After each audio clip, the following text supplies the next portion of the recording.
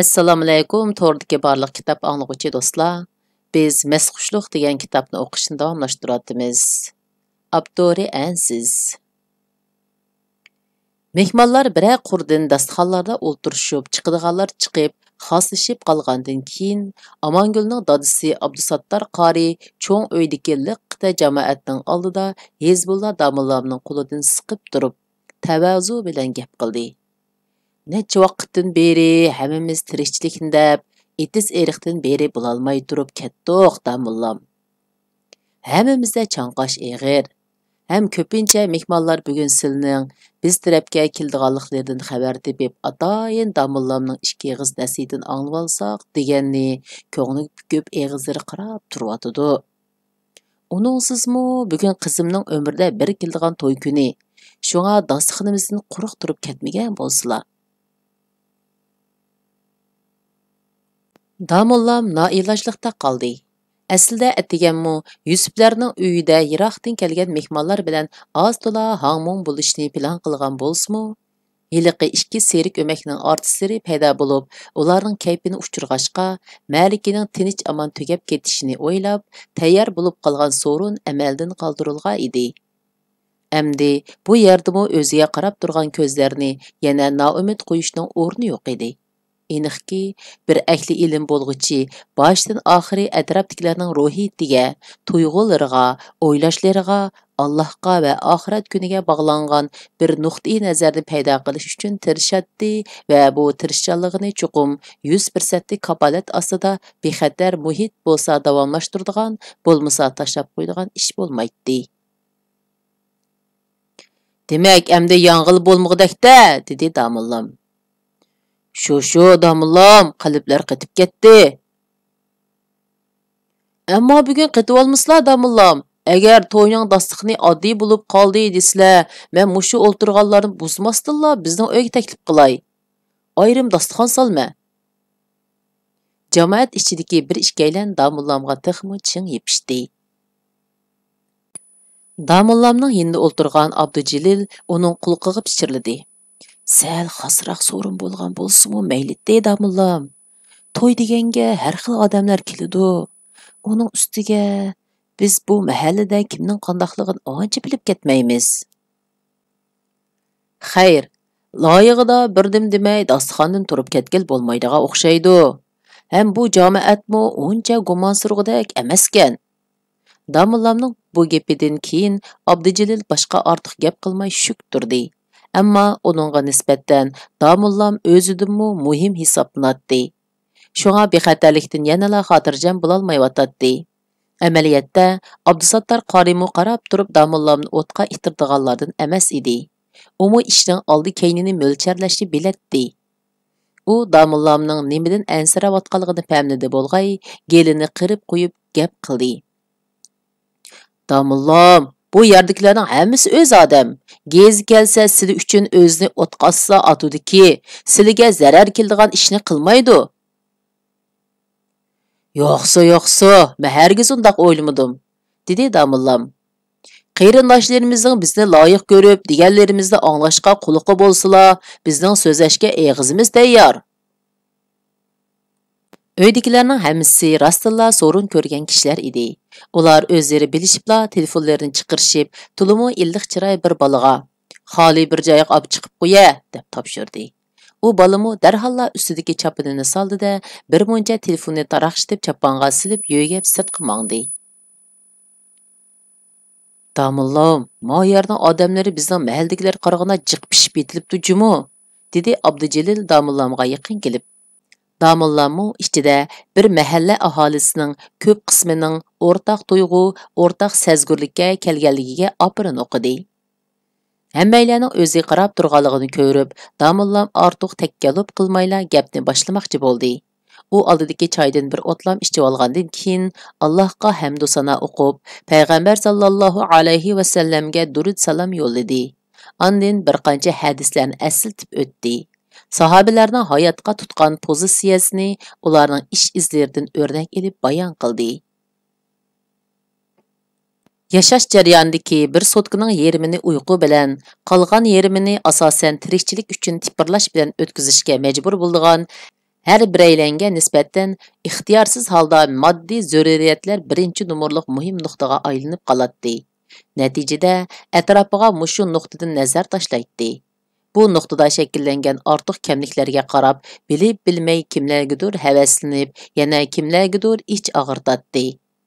Bu kayfiyat qancha umumlashqancha insonligimizning asli xususiyati bo'lgan axloq, odimiylik, mehr-muhabbat va aqida e'tiqoddek ma'naviy qiymatlar asta-asta suslab uchib boratdi.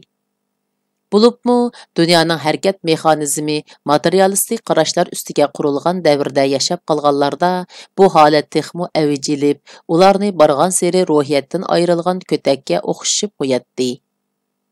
Halbuki, damullamdek ahli ilimlerden addi avam xalq içide, ular bilen bir gevde bolgan halda, ularning içige singib durup, yuqori tüvellik farqini çörütip, qilgan bugünkidek vaz tabliqleri şu ijtimai topluluqdaki ma'naviyat havasini toraqlashtirib, havas bilan qanoat, shahvat bilan ibodatning tartqishlashlardan qiynalib, qaysiga bosh egishni bilolmay gangiravatgan yuraklarni silkishlab, insonning eng tubki xususiyati bo'lgan ruhoniylikni qaytarib kelatdi. Mohiyatda bu xil vaz tabliqlar aktiv energiya tarqitish domi ostidagi leksiyalarning xalq ichidagi ta'sirchanligi yuqori bo'lgan an'anaviy varianti edi. Bu vaz tabliqlarda o'limalar xalq bilan eng tabiiy shaklda, eng yaqin orliqda bevosita uchrashatdi.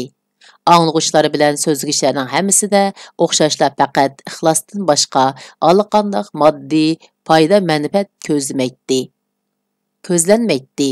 Shunga uning ta'siri texmi chunqur, texmi uzun davr suratdi.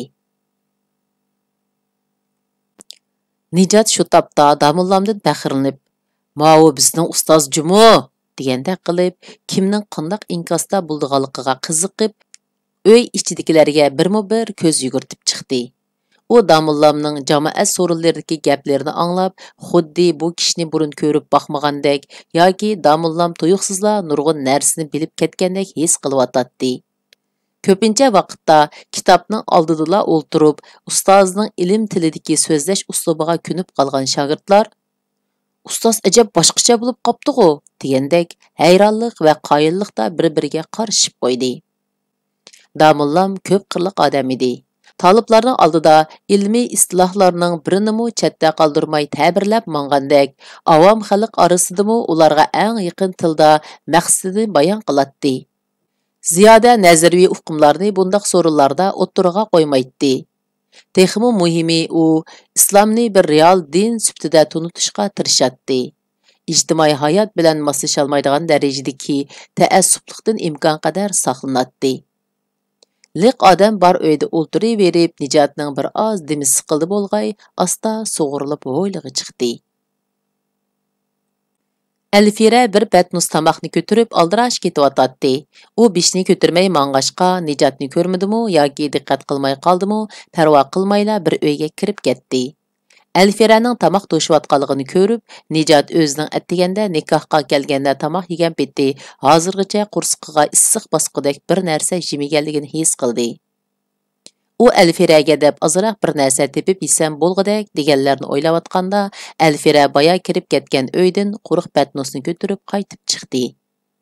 Hovlida er kishilar bo'lg'ashqa u yanala beshini ko'tarmay ketyotdi. "Hey Alfira! Voy aka, senmitding? Nima sen tamoq tushib yuriysan-ku, putqulingning kalampayligiga boqmay. Bugun ma uyda biz sohibxonlik qilyapmiz. Jumu, unutib qolmasizlar. Men to'shmay kim to'shiydansa?" "Ha, amsa men bu uyga mehmon bo'lib keldim. Menga bir sohibxonlik qilib qo'ya." O'ylab baqsam, attiganda yavolgancha ichimga ho'l kirmabdi. Qachonli qarsa qursqim och deb bichara chiroyini chiqirib xalqning his-tashig'ini qo'zg'ab yurgan. Biz asli xos qizlarga debla ozroqla suyuq salang bir narsa etgan. Bo'pti, sangami bir qacha iltifot qilay. Soyamda qursig'ingni to'qlab ol. Nim tamoqdi u? Suйqashma? Yaqay, cho'p yo'q. Go'sht bilan ko'ktatli soldiq. Taqvoning pingto'zisim bor. Ular shundoq paranglashib turganda, boya Alfira tamoq ko'tarib chiqqan uydan Masturamu bir patnus oshni ko'tarib chiqdi. Acha, maң bir qacha bering-a? Alfira Masturadan bir qacha oshni ilib akasiga sundi. Hammasi tabliq anglag'ili chiqib ketib, ma uyda odam oz qapti. Shu yer kirib ishchib ol. Masturaning qo'li tekkan oshni. Yo'q. Masturaning qo'li tekkan, patnusqa tekkan oshni Nijat shunchalik avaylab oldiki, agar insonlarning yashash odatida osh tomoqni yemay yodgor bilib saqlaydigan mantiqa bo'lsa edi, Nijat bu tomoqni qo'sh qo'llab ilib qo'yniq solatdi. Alfira yana bir narsalarni da'vatlatdi. Ammo bu tuyuqsizlikning natijasida anglash iqtidoridan allaburun ayrilgan Nijat Alfiraning nimalarni da'vatqanligi bilan hisoblashib o'ltirmadi. Shu topda uning chiroy ifodasi avtomatik holda hijiy shakliga kirib qolgan bo'lib, agar javg'ining bir tarafidan ozroq sho'lga iqib qolgan bo'lsa, rasmga tortib olib, uchur aloqa vositalarida tayyor ifoda qilib ishlatilsa, toza obrazliq ifoda bo'lgan bo'ladi.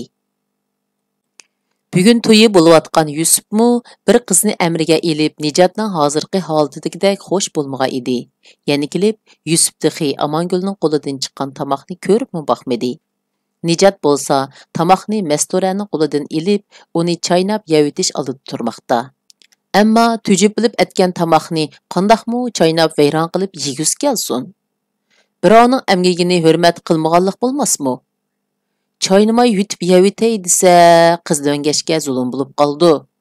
Nijat qanday qilish kerakligi to'g'risida uzoq o'ylandi. Bigiz barmoqi bilan chekisini tutib, tomoq yeyish falsafasi haqida yangi bir nazariyani o'ttirga qo'ydigandek o'ltirib, atrofiy olamdan butunlay xolilashdi. Qursiqini unutdi. Yo'q, o'zini unutdi. "Nega ketdikin deb izlab ketibdiman. Bu yerdikansan-ku. Voy, tomoq borkan-ku. Qo'saq bek oshqanti. Yeydigan narsiga chaqirib olsang bo'lmamdi o'y. Mama yesam o'zimning rizqini yeytdim." Sirtdan kirgan Abdurahmon Nijatga gap qilgudek fursatmi bermayla, xeylidan beri yeyishga ko'z qiymay qarab o'tirgan tomoqiga ustaldagi to'g'rab qo'yilgan nondan bir to'g'ramni ilib tugurib yeyishga boshladi. Gul chechaklik boqqa bostirib kirgan yavoyi maxluqdek paydo bo'lgan Abdurahmon Nijatning to'tiyasiga nonni takror tugurib, quchib xonavayron qilib etdi. "Sal suvib qopti-a? O'xshabdikan bo'lmasa, sen yemamsan?" Ko'z oldidagi ichinishliq manzaraga qarab daqiqalik tingirqashga tushgan Nijat oxir kulvatdi. "Manga voy, o'zim yeyman deb nanalardan izlab, chiroy sarg'aytib tepib keldim men buni. Akal tang yeymiz." To'xta, suyni ichib boqay. Qandaqroq bo'ldikin? "Issangmi o'ltirib ichcha?" Ular shundoq oldi-keyniga gaplashib bir qacha oshni yeb bo'lguncha qiyri-yosh hammaylan hovliga chiqishga boshladi. "Mangdiga o'xshamamdi", dedi Nijat derizdan bo'ynini so'zib bo'yliq qarab. "Opla, mashinani ochiq uchun Yusuf berib qo'yishni unutibdiman." Abdurahmon shundoq debla oxirgi bir burdan nonni og'ziga silib yugurgandek chiqib ketdi. Kelin qizni qandoq ko'chirishga kelganda liqqita g'ayyorligi bor Yusuf o'zining johilligida ching turib, Amangulga nisbatan yot o'g'il hisoblanadigan qo'ldishini o'zlari bilan tang bir mashinaga chiqarmay, o'zila o'ngcha ko'chirishni bolalar bilan maslahat qilib qo'ygan edi. Tabiiyki tuyg'ulari bir siziq ustida jip silishadigan yoshlar qatorida Yusufning qo'ldishimi bu taklifga jon deb ma'qul bo'ldi-da. Abdurahmon mashinani akilib, hovlining oldiga to'xtatgandan keyin oshqushni Yusufga berib etdi. Uyidan mushi ketgancha qayta kelolmaydigandek tuyg'uda yig'ilg'inicha hovliga chiqqan Amangul xuddi qadamlarini yo'tkizgisi kelmayotgandek keyinda qolgan putini zo'rlab oldiga yo'tkab minib, do'stlarining hamrohligida mashinaning oldiga keldi. U ich-ichidan o'rlayotgan o'ksishlarini bisishni ojiz kelyotdi. Amangul xuddi yotliq bo'lishdan iborat qizlarning yaralmishiga yarasha bekitilgan bu qonuniyatda o'zining ayrilib qolganliklari bilan erishdiganlari o'ttirsidagi nisbatni dangsiyalmagandek. Qurilmoqchi bo'lgan oilasiga intilish bilan ota-onasining bag'ridagi oilasiga qiyolmaslik orasida tanqisliqda qolgan edi. Amangulning onasi qizining bu holatidan 20 necha yil burunqi o'zini ko'ryotdi. Ayol zotiga o'rtaq bo'lgan bu tuyg'u, bu ta'ajjublarning o'z qizig'imi nisib bo'lganiga mamnunlik bildirib, mashinaga chiqishdan ilgari uning peshonasiga suyib, tiniga omon esanlik, oilasiga baxt saodat tilab, atrofdagilardan duo talab qildi. Cho'ng kichik qiyr-yosh hammaylarning duosidan keyin Nijot bilan Abdurahmon Yusufning qo'ldishini ilib, boshqa bir mashinada avval yo'l boshlab mangdi. Yusuf Amangul bilan uning ikki do'stini ilib ularga ergashdi.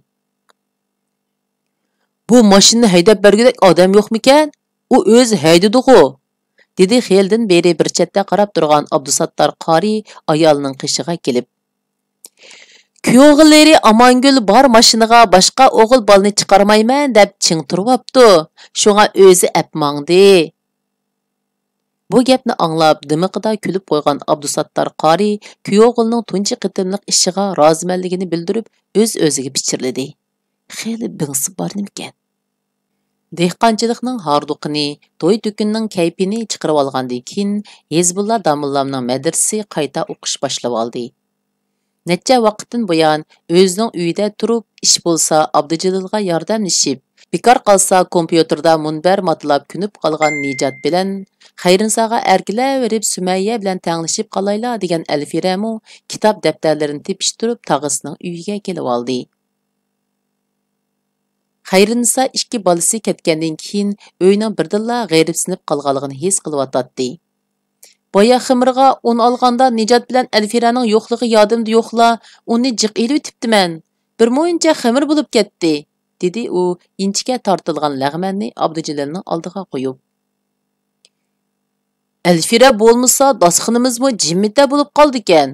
Abdujalil bismillah deb lag'manni yeyishga boshladi. Shuni deslar, bolalarning yo'qligi uyni cho'ldartibli qo'ydi. Onun ustiga Nijot bor vaqtida etiz bilan mol chorvalarning tangla qisilishib kelib olgan ishlardan xeylilar yengillab qolgan edim. Necha kunning yoqi bor ishning hammini tashlab qo'yib kunda mol bozorini aylansammi ishlar o'z biti yurishaveribdi. Nijot dahi kollarning tegini pokizlab, qotandagi qig'ining hammini to'shib etibdi. Akam bu yil qish Nijot bilan Abdurahmonni Urumchiga olib chiqib etadiganning kipini qilyotdi. Siligimi dedi haqiqatan. Xayrnisa shundoq devatqach cho'kini to'xtamay taxsiga urib o'ynayotgan Sumayyani etikiga elib oldi.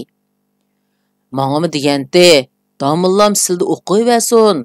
Nim hojati Urumchiga chiqib o'qitishning desam. Ballarmi bir bozor ko'rsin.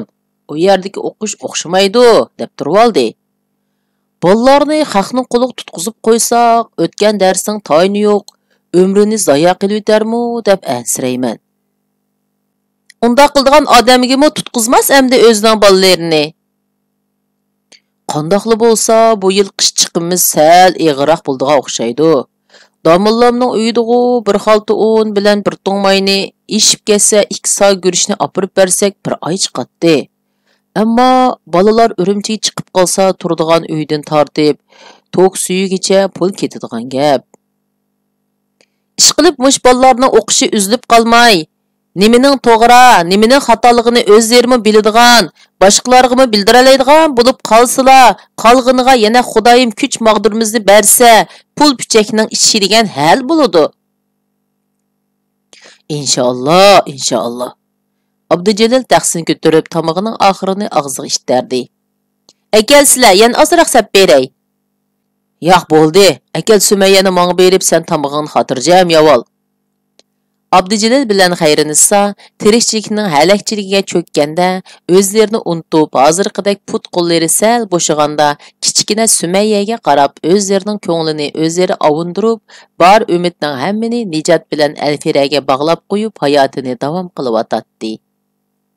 Halbuki yashashning tasligi ba'zida mush yerdan boshlanadi. Sen uchun yoshlikni xo'ratgan, butun surik jismini upurtib yodek egilgan ota-onang sen uchun to'lagan badallari hisobiga sana bir muncha umid orzularni ortib qo'ydi.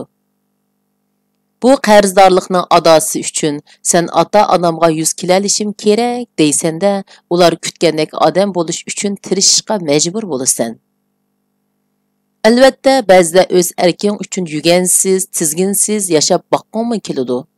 Ammo 4 kunlik o'yin tomoshaning huzurini surib bo'lg'icha qadrdonlarining to'pa yig'ib turgan chiroyi ko'z oldingga kelib olib, o'yinnimi vijdoning rohat holda o'ynay olmaysan. Amalsiz yana tirishish uchun qayta kuchlanasan. Soat 3:30 bo'pti. Tura, tahorat ol. Sen cho'ng bo'lgandan keyin sen boshda ola. Men sana yo'l qo'yay. O'qishning tunji kunining bilib bilmayla yana kona dialog bilan boshlanganligini sezgan Abdurahmon bilan Nijat tangla kulishib ketdi. Ma'qul, men boshda olay. Nijat o'rnidan turib, supuning ostidagi klassik cho'ginga ilmon suv tayyorlamoqchi bo'ldi. Ola sharani, oqshom choydonga issiq suv ep qo'yishni yana unutibdik. Yurakimizdagisi liqqa o'ttirsa, sen sovutmasang bo'lmaydi. So'q suvda elivergina. Nijat cho'ginga so'q suvni liqlab bo'ylig'i chiqdi. Mehmonxona uyning o'chkili o'nimaydigan hiliq chiriqi har vaqtdagidek yiqiqliq holatda edi. Nijat dedi-de uyning kaynik o'tib ketdi. So'q suvda tahorat ilib uyqusi to'liq ichilib ketgan Nijat kona odati bo'yicha oshxona uyning oldiga kelib, kelini bir necha qitim qirib yutilib boqdi. Ichida odam yo'qligini jazmlashtirgandan keyin ichiga kirib Abdurahmonga ilmon qilib tahorat suyi tayyorladi. Ondan yotiqiga chiqib uni chaqirdi. Tura hoy, birdamning ichida yana uxlab bo'ldingmi? Abdurahmon alman-talman o'rnidan turib cho'gini ko'tarib sirtqa mangdi. Ana shunda qiliplashib ketgan iboralar va ish harakatlari bilan darsning tunji kuni boshlandi. Hamma o'z beti burunqidek edi. Kona yotoq, kona yotgan ko'rpa, kona cho'gun, kona shira, kona ustoz va kona shogirdlar. Birdan bir o'xshamayotgani ustal atrofida o'ltirdigan biraydan kom edi. Ha, shunda qilib Yusufni shallayotdinglarmi? Dedi Damullam Abdurahmonning qishidagi bo'sh o'ringa qarab. Eng dastlabda sarabni boshlagan vaqtinglarda 6 edinglar. Shallanib, tallanib, oxiri mana 2 bo'lib qopsizlar. Tolibliq ko'chasi mushundaq uzun ko'cha. Bu ko'chaga kirganlarning hammasi oxirgacha mingib bo'la olmaydi. Nurg'uni yarim yo'lda to'xtab qoladi yoki boshqa ko'chaga qiyib ketadi yoki kayniga qaytadi. Bu ikkinglardimi qaysinglarga oxirgacha mingish nasib bo'ladi. Qaysinglar yarim yo'lda to'xtab qolasizlar. Yo atila ikkinglar oq bayroqni chiqarib taslim bo'lamsizlar texi. Biz haqqa o'xshash to'xtab qolmaymiz, dedi Abdurahmon dadasining gapidan rozi bo'lmagandek. Ha, qani ko'rimiz. To'xtab qolmaydigan ishing bo'lsa, boshig'ina iboratni anglab boqay. Bir yerda duduqlab to'xtab qilib boqaqini. Aslida uyga bekinib, Qur'on bilan darsli kitobdan eshinchi vaqtida MP3 dan tabliq anglab, Damullamning uyida etilgan tamoqdan boshqa hech qanday ortiq bir narsa yemay, ruhiyati xelila suzilgan taliblar üzüm üzganda tala tuzdan kirmay, Yusufning to'ydagi oldi-kayni mingishlarda uy tamoqi bo'lgandan keyin hechnim bo'lmas deb, buning uyida tamoq yeb, aliburun o'zlarini buzib tayyorlab bo'lgan edi. Bu sababdan ilgirkiga qaraganda Abdurahmonning tilidan iboratlarning qechib qolganligi mana debla bilinib turadi. Damullam har ikki qurda bir qitimdan koyib darsning yermini Abdurahmonga o'qitib bo'lgandan keyin Nijatni keyingi yermini o'qishga buyurdi. Nijatning ahvolining Abdurahmonninkidan jiq farq qilmaganligini ko'rgan Damullam har vaqtnikidek kitobiy tillar bilan rost yolg'onlardan bir muncha koyib bo'lgandan keyin Qaychanmu İmam Ahbashning o'chkischilik bir narsa bilarsizlar, huj jonivorlar, deb qo'yib darsini boshladi. Ko'ngildagidek til anglab puxodan chiqib olgan Nijat bilan Abdurahmonmu bizirishginicha bir-biriga qarab kulishib olgandan keyin kitobiga qarab darsga quloq soldi. O'g'il taliblarning o'qishi qanday boshlangan bo'lsa, qiz talibalarning o'qishimi o'xshashla burunqi qilibda boshlandi. Ota-onasining umidlarini ustozi tarafidan yuragiga tutashtirilgan o'chmas yalqunni, kun seri yelkalariga ortilib ko'payib, eg'irlashib berayotgan omonatni yudib kitoblarga cho'kishlar boshlanib ketdi. Ular o'qishga cho'kkancha dunyoning g'am-g'uslaridan uzlatdi. Kelgusiga nisbatan faqat o'zlarida dinning xizmatini qilolgudek layoqat bo'lsa-la, Allohning chuqum o'ylamagan yerdan bir xizmat fursati beradiganligiga shak qilmaydi. Tulup taşqan qızğınlıq və ümid işenci bilan Çin pütkenlerini qoğulashish yo'lida tiniqini to'xtatishga rozi edi.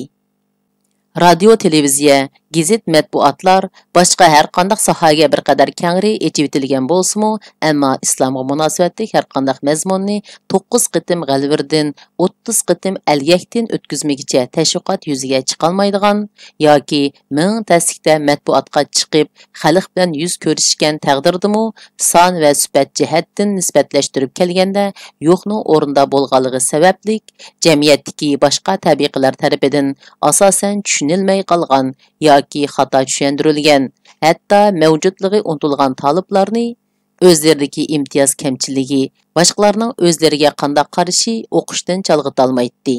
Chunki ularning g'imi insonlarga yarash, ularga o'zlarini e'tirof qilg'izish emas edi. Balki ularning qalbidagi g'oya nishonlari buningdan ko'p yuqori, ko'p yuksak edi.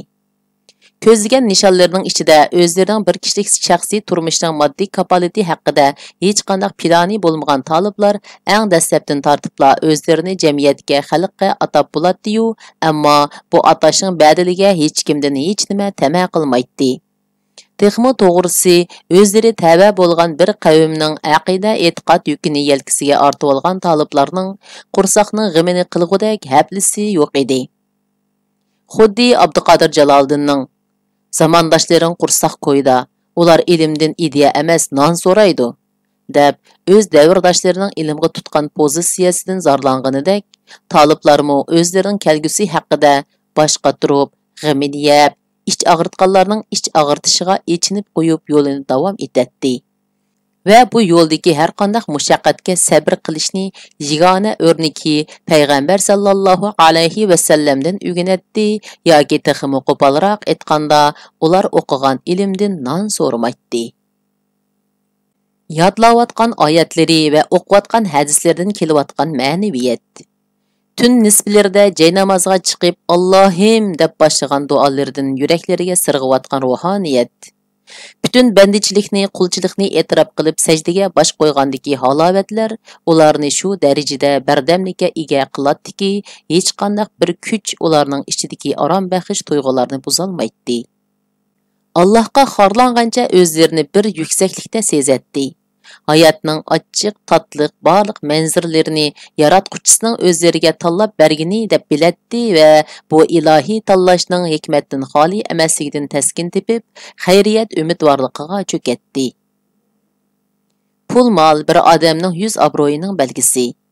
Boshqalarning g'ururini egishning vositasi bo'layotgan farog'atlik maishat hammaga nisbatan oddiy nishonga aylanib, havas va shahvat ko'chalari avatlashayotgan insonlikning kamolati hisoblanmish axloq, numus, hayo va iffatlar, g'urur va insoflar qimmat qarashlarning axlatxonasida ingrawatgan zamonda boshqalarning nazariga ilinib ketmaydigan bir tabiqa taliblar xuddi laysu ichidimi o'zining julosidan qolmagan nilupardek hamon mavjud edi.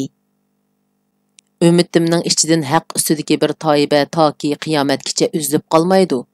Deyilganidek, 1000 yillik islomiy tarixga ega bo'lgan bu jarayonda madaniyati islomlashgan, qimmat qarashlari islomlashgan, maarifi islomlashgan, qisqasi kiyayotgan kiyimidan, turayotgan me'morigacha, tashqi yurish turishidan, estetik zo'qigacha islomga cho'kirib ilingan bir millatda mumkinmidi bu taliblarning uzilib qolishi? Aqida e'tiqodning 1000 yillik cho'nqurlikda yiltiz tortishning sababkorlari shular emasmi? Cho'ng otam necha kun bo'ldi darsga telefonini ko'tarib kirdigan bo'lib oldi-ku. Mishkatul Masabihdagi bir hadisini tarjima qilib etib, uning kayniga ulabla so'rdi Nijat. Ay, butun diqqatim bilan kalima tarjimani anglab o'tirib ekanman. Nani tarjima qilayotgandi deb izlab ketibdiman gapingni. Dedi Nijatning gapini hadisning og'irsi deb o'ylab qilib gangirab ketgan Abdurahmon. To'yuqsizda yodimga kelib qoldi shu. Telefonni ishpiyon deb shundoq diqqat qildigan odam darsga kirib she'riga quyib qo'ysa boshqacha turdi ekan. Shunasini bilamdikin deb so'rgandim. Nijat Abdurahmonni domillamning bolasi bo'lgandan keyin haqiqatan bir yerini biladi deb o'ylayotdi. Sen bilmagan ishni men nadin bilay? Otam menga demagan gaplarini sanga deb berdigan tursa. Ata dars kirganda so'rab boqadigan ishmiki ya. Go'nganjudikilarmi yiroqdan o'qiyli davatamdu damillom deb mundaq. Ha, otam, mishkatni o'qib asosiy qonunga tuzitish kirgizdikan. O'g'rining qo'lini kesib, zaboyning palliga dar urdikan, desa ha ondan. Undaq ish bo'lsa kunda juli so'rg'i berib, aqidadan 2 bat, fiqhidan 2 bat, tafsirdan 4 bat, hadisdan 5 bat o'qib, hammasini terrorchi qilib yetib kelsak, bo'ladigan-ku ularning. Ular birmuncha taqtuqi gaplarni qilishib bo'lgandan keyin, Xudoyim saqlasin jumo, shu kuylarni oldiga berib qidishdan, deyishdida qaytadan muzokarani boshladi. Shuna qilib bu qitimni o'qishimiz mush yergacha bo'ldi. Xayr xo'sh, Alloh qomonat.